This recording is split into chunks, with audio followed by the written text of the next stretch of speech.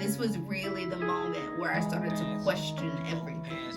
Being in Miami is where I started to question, is this something that I can really do? I got cash, both hands, bitch, I hustle. I don't dance, I just go and get the money. I just do it, no. So my mom had agreed over the phone. I went back home to start like packing or whatever. He's like, we're gonna go for the weekend. I started the craziest weekend of my life, my entire existence. Okay, I go home. My mom is still grilling me about who are these people, where are you going, you better call me as soon as you get there. I want to hear like voices in the background, like I want to know what you're doing. Okay, so I'm like, okay, I'm agreeing, whatever. The day comes, I have to be back at the house for a certain time because we are all leaving the house to go to the plane. Like I'm in the car, and I have never been I had never been on a private plane before. And honey, when I tell you, it is an experience I will never, ever, ever forget.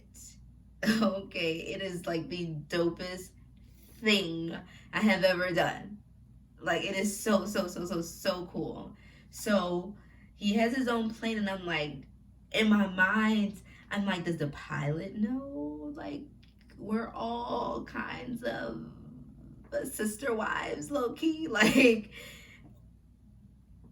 who knows these things, really? Wait, did we go to Dallas first or Miami first? Now that I'm thinking about this story, it is way crazier than I remember. Okay, so I remember him telling me that we were okay, so he told me originally that we were going to Miami, but we had flown to Dallas first, where his main house is. Okay, and this house is literally, you guys, I'm not even fucking kidding, a block long. The entire house is a block long. It is huge. Okay, so he tells me that he had some business to handle in Dallas for the night, so we're gonna stay there for maybe like a day or two, and then we were gonna leave and go to Miami to his other house. We get to Dallas, this beautiful, gorgeous house. I mean, this house is even more gorgeous than the house in my city. Okay, like I didn't even think it could get any more glamorous, but this house is gorgeous. So now I'm getting sidetracked. We are at the house in Dallas, and I was not chosen to sleep with him. One of the other girls was chosen to sleep with him. I don't know if I don't remember if I don't know if she always sleeps with him or at that particular house, or I don't know, but she was designated to be sleeping with him. So okay, I got to sleep alone and finally be alone. You know, that next day I went down to the kitchen, and, you know, people were dressed, and, you know, life was really happening at the time or whatever. So nothing sexual had happened that day because we were all pretty much preparing to leave that night to go to Miami. So I remember that day finding some hairstylist on Craigslist to do my hair, because again, this $1,000 is burning a hole in my pocket, and I have not got to spend it yet. Okay, I've never had $1,000 in cash before in my hand, so it is burning a motherfucking hole in my pocket. I want to spend it. I am tweaking to spend it. So I find this hairstylist on Craigslist, literally almost getting kidnapped by her. And I'm not even kidding. That is another story that I would tell for another day. I did not think I was going to leave her apartment that day, but by the grace of God, I did. So I ended up getting my hair done that day, making it back to the house, thank God. Actually, after my near-death experience, I took a cab to the mall because I needed retail therapy because I probably was never going to be seen again. And I ended up spending, of course, hundreds of dollars or whatever, because in my mind, I had money. I ended up making it back to the house that night. I believe something sexual happened that night. I'm not 100% sure what that was. I'm pretty sure it was similar to what happened to the night before. I am of the firm belief that my brain does not want me to remember certain things, because there are certain parts of my memory that really, it's almost like it never happened. Like, it's like I can remember that it happened, but I don't remember a single detail about it. It's almost like somebody told it to me. That's how I know it happened. So they're like, I feel like my brain doesn't allow me to remember certain things for my own safety, for my sanity, whatever the reason may be. But I don't remember what happened that night specifically. I remember other nights, but I don't remember what happened that night specifically. But I do remember something sexual happened, because something sexual happened almost every night while I was with them. The girls were really nice for the most part. The only person that I really had a problem with was the other black girl. She was the one who was really, really against me joining the group. Really. She was very, very vocal about it. It really almost got catty to a point where they would not like me because he was choosing to spend more time with me than he would with them. And I didn't want that either. I'm like, sis, I'm only here for the perks. Like, I don't want to be doing anything. I really only want to be here to tag along. This has nothing to do with me. Like, it's not my fault that he keeps choosing to be with me. I don't want this either. Really. The other black girl the black girl who was African, was just really, really against me joining the group, really. That morning, we got up and had his driver take us all to the airport, and we all got back on the jet or the plane to go to Miami. And this was my first time ever being in Miami, and I believe it was my last time ever being in Miami. The experience that I had in Miami was really like no other. I have never experienced anything quite like that.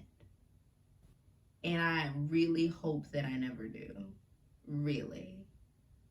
It was very intense. It involved me riding around in the car with him completely nude. I'm in the passenger seat completely nude as he's driving around down Collins in his car with his assistant in the back seat. They're both clothed. I'm the only one butt ass naked, okay, in the car. But that is just one instance in that entire story. And that night where I was butt naked in the car is a doozy, okay? It is a doozy. But if you want to hear that story, that's a whole nother video. If you would like to hear that story, I would love to tell that story, to get it off my chest, child. I do know that everybody's allowance wasn't the same. Mine was just 5 starting off. There was a girl making 9. There was another girl making 7. Okay? And they had been with him for years. He was buying LASIK surgery. He was buying titties. Like, what I didn't stay around long enough for the titties. I would have gotten the titties. Okay. I'm not salty about. Whatever. One of the other perks, your allowance was your, I don't want to say your base rate, but it was like your flat rate, like you were getting that regardless. But any money that you acquired while you were with him, you got to keep as well. For instance, we were in my city once, and he was like, "We're gonna go to the casino." So he wanted to go to the casino. So when we got to the casino, he had given all of the girls $200 each, except one girl had got $100 because that was her punishment. I don't even remember what she did, but that was the way that he punished you. If you did something that he didn't like, he would either give you less money than the rest of the girls, or he would like not allow you to spend time with us, with the rest of us. Like you would have to be doing something the fuck else, and not like be with us. So he had given all the girls $200. I wasn't old enough to get in the casino at the time, because keep in mind I'm 20 years old, so I wasn't old enough to get in the casino at that moment. But however, the African girl had her green card, so, or her passport or something like that. I think it was her green card. So she was able to give that to me, and then I used that to get into the casino. And she used, I guess, her regular ID. I can't remember. We went to 2 different stalls. So at that day, he taught me how to play blackjack, and I had won $2,000 off of the $200 that he had given me. But he was at the table with me, like coaching me through it, like, you know, hit or, you know, stay or whatever. So I had won the $2,000 because of him. But by me winning that $2,000, I was also able to keep that. So that didn't diminish my allowance at all. So that month I just had $7,000. And also, surprisingly, what happened is majority of the girls were from Miami. So when we got back to Miami, they just went home. And I always stuck with him alone. And that probably for me was very, very, very scary. Not because I was scared of like what I wasn't scared for my safety. I was afraid because I knew what his sexual appetite was, or what it could be. And I was not about that life. Like, I was like, this is normally multiple girls at one time. Like, now I'm here by myself. So what am I going to have to do by myself? True story. And I have never told anybody this story. And that's why some of the details are really, really foggy for me, because I've never said any of these things out loud to anybody before. So as I'm telling the story, I'm remembering things that I guess my memory purposely suppressed. That's really my first sugar baby experience. There were lots of toys involved. Lots of toys involved. There were masks involved. There were drugs involved. It was crazy. It really was. And it really got to a point where I'm like, this money is not worth what I feel when I'm doing this, when I'm doing these things. Like, the money is not worth my morals at the end of the day, because I started to question, like, I started to hate the things that I was doing. And I know that I started to hate it because as it was happening, I was literally just thinking about how I was going to spend my money. That's all. I would close my eyes and think about how I'm going to spend my money. Like, I'm going through this to spend my money. And that is no way to live. It's really not. I was really only in it for about 3 to 4 months. Really. because I started to realize that the money just was not worth it. It was not worth the way that I was feeling. The things that I started to have to do just would make me sick to my stomach. Nothing weird or, nothing like that, but no animals or anything like that. But the things that I started to have to do, I just was not okay with it for any amount of money. I felt humiliated at some moments. I felt taken advantage of. I felt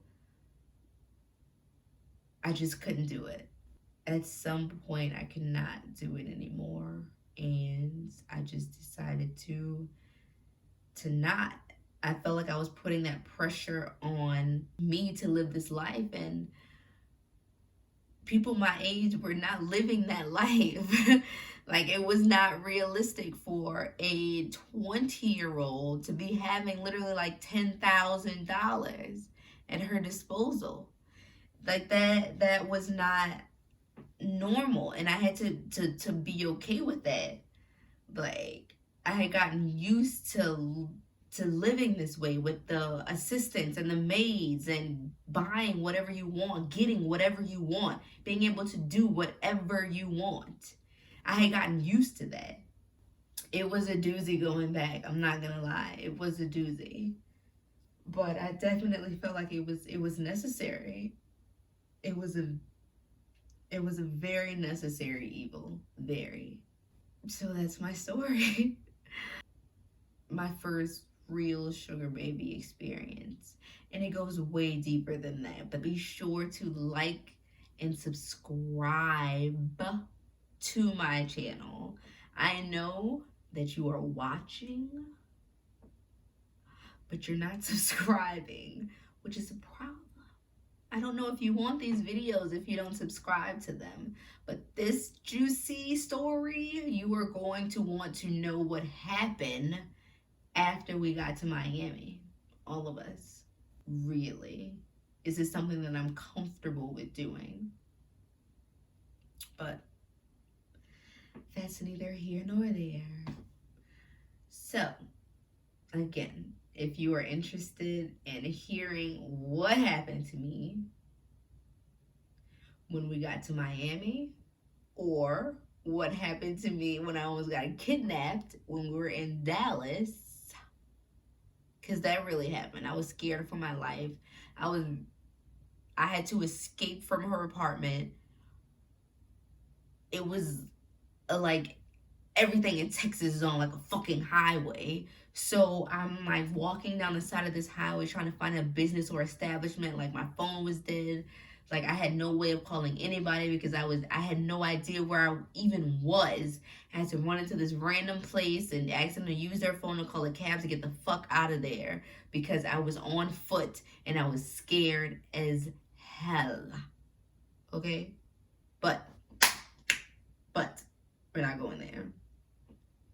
If you're interested in that, be sure to comment and let me know. I want to know if you want to know these stories.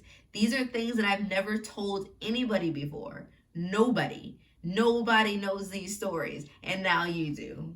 Crazy. Now you do. I've shared it with the world. But we're friends now because you have subscribed, right? We're friends.